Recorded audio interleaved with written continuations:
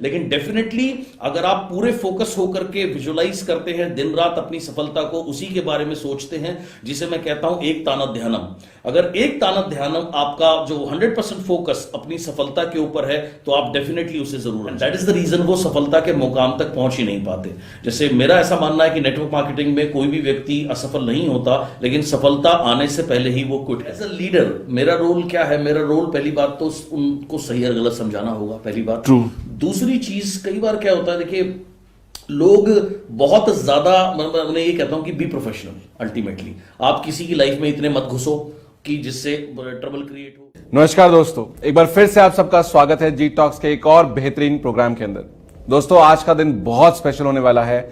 आज हमारे बीच में एक super special personality, great networker, inspiration to millions, mister Siddharth ji हमारे बीच में हैं। सिद्धार्थ जी, बहुत बहुत स्वागत है आपका दिल से, and it's really pleasure and honour to have you here G Talks के ऊपर। बहुत बहुत धन्यवाद समय निकालने के लिए। थैंक यू जयवीर जी।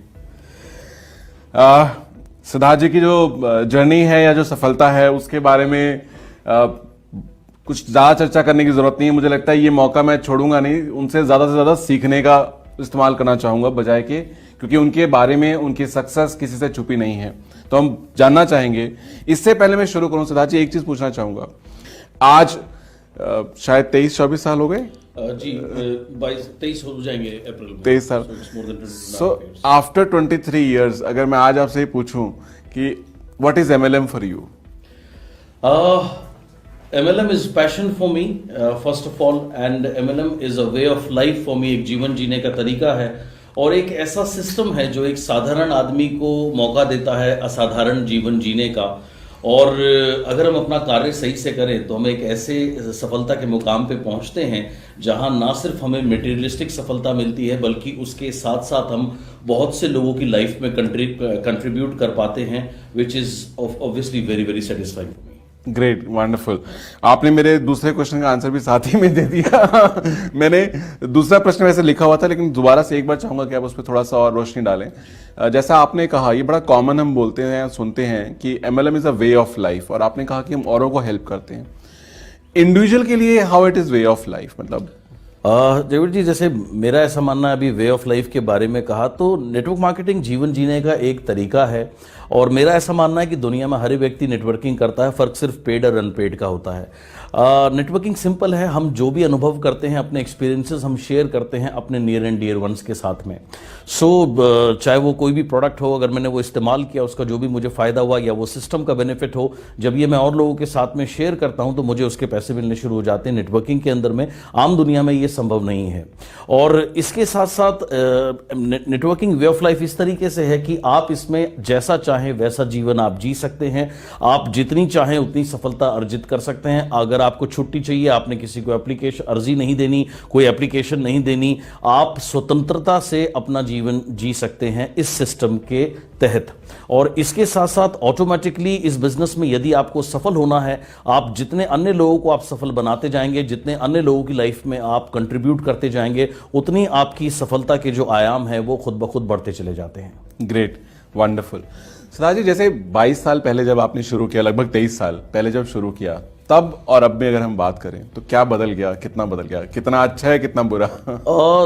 देखिए, डेफिनेटली बदला तो बहुत कुछ है। मुझे याद आता है 1998 का वो समय, जब मैं इस इंडस्ट्री में नया था। ज़्यादातर ये हमारे देश के लिए ये इंडस्ट्री ही बहुत नई थी उस समय।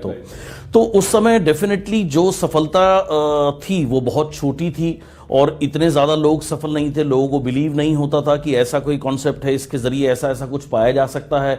हम सिर्फ विदेश के लोगों की कहानियां सुना करते थे और एक लोगों को नेटवर्किंग का कॉन्सेप्ट समझाने में एक घंटा लगता था, उनको बहुत सारे एग्जाम्पल्स देने पड़ते थे। लेकिन आज ऐसा नहीं है। आज इतने सारे लोग सफल हैं, चाहे वो हर एक बैकग्राउंड के, चाहे वो हाउसवाइफ हों, चाहे वो नौकरी करने वाले व्यक्ति हों, या कोई अपना कोई बिजनेस पहले करता हो, या कोई स्टूडेंट हो, या कोई रिटायर्ड व्यक्ति हो। आज हर तबके के लोग इस बिजनेस में सफल हैं। सो डेफिनेटली बहुत लोगों ने इस बिजनेस में अद्भुत सफलता पाई है और लोगों को आज ये पता है कि ये एक ऐसा सिस्टम है जिसके थ्रू कुछ भी प्राप्त किया जा सकता है। लेकिन डेफिनेटली चैलेंज तब कुछ और था, अब कुछ और है। चैलेंज तो खैर हमेशा बना ही रहता है।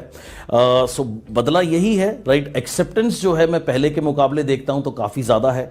उस समय मुझे याद है शुरू में लोग मुझसे पूछा करते थे कि ये तो ठीक है आप ये करते हैं, लेकिन इसके अलावा और क्या करते हैं। तो जब मैं उन्हें कहता था कि मैं एज अ कैरियर मैंने इस बिजनेस को लिया है, तो सामने वाले व्यक्ति को मेरी बात समझ में नहीं आती थी। लेकिन आज लोगों के अंदर में बहुत एक्सेप्टेंस है इसको एज अ कैरियर लेने की। बहुत सारे यूथ मैं देखता हूं जो पढ़ाई करके निकलते हैं या पढ़ाई के साथ साथ इसको अडॉप्ट करते हैं, शुरू करते हैं और शुरू से ही वो इसको कैरियर मोड में लेते हैं। और डेफिनेटली ऐसे काफ़ी सारे लोग हैं, भविष्य में और भी ज़्यादा आएंगे और ऐसे बहुत से लोग सफल हुए भी और आगे भी होते रहेंगे। सिद्धार्थ जी, पहले उतना एक्सेप्टेंस नहीं था, बिल्कुल सही आपने कहा, और आज बहुत ज्यादा एक्सेप्टेंस है। पहले तो मुझे याद आता है कि शादी की जब कहीं बात चलती थी तो डायरेक्ट सेलिंग जो फुल टाइम करियर के रूप में अडॉप्ट करते थे वो भी एक उनकी शादी के लिए भी शायद एक बैरियर था।